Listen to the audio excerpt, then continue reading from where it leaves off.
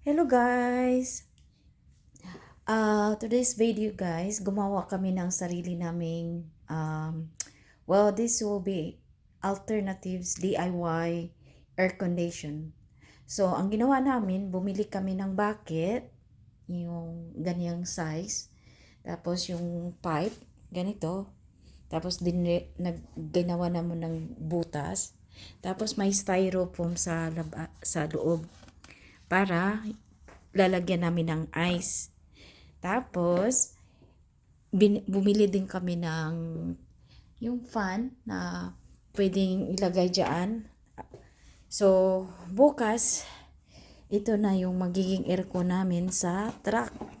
Dahil hanggang ngayon, hindi nila na-fix yung ano namin. Kasi kailangan talaga ilagay yung truck namin doon sa Freightliner.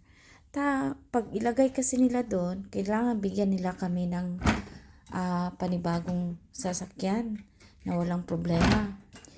Ang ano naman, dyan sa terminal namin, kadalasan kasi mga used na yung mga sasakyan. Tsaka may kanya-kanyang problema. So far talaga, ang truck namin na-assign sa amin, okay naman din sana. Yung problema lang yung aircon.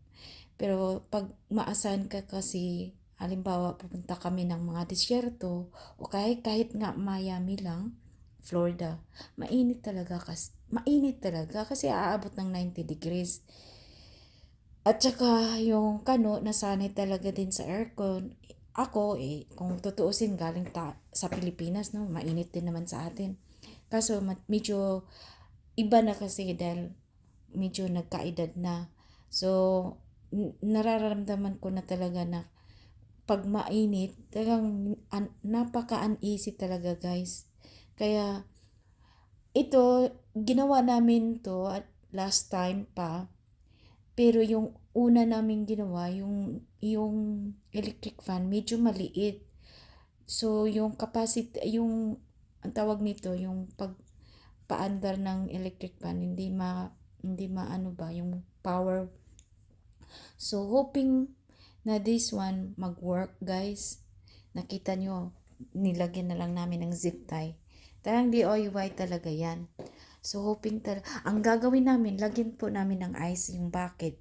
So, tapos syempre yung ice, no? Malamig yun. So, ibubuga na hangin galing doon sa loob, medyo malamig.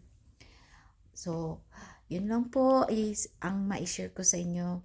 Hoping na mag-work talaga yan. Kasi alam mo, pag mainit talaga, kailangan talagang air condition kasi hindi makakatulog yung asawa ko. Okay guys, thank you for watching. Bye for now.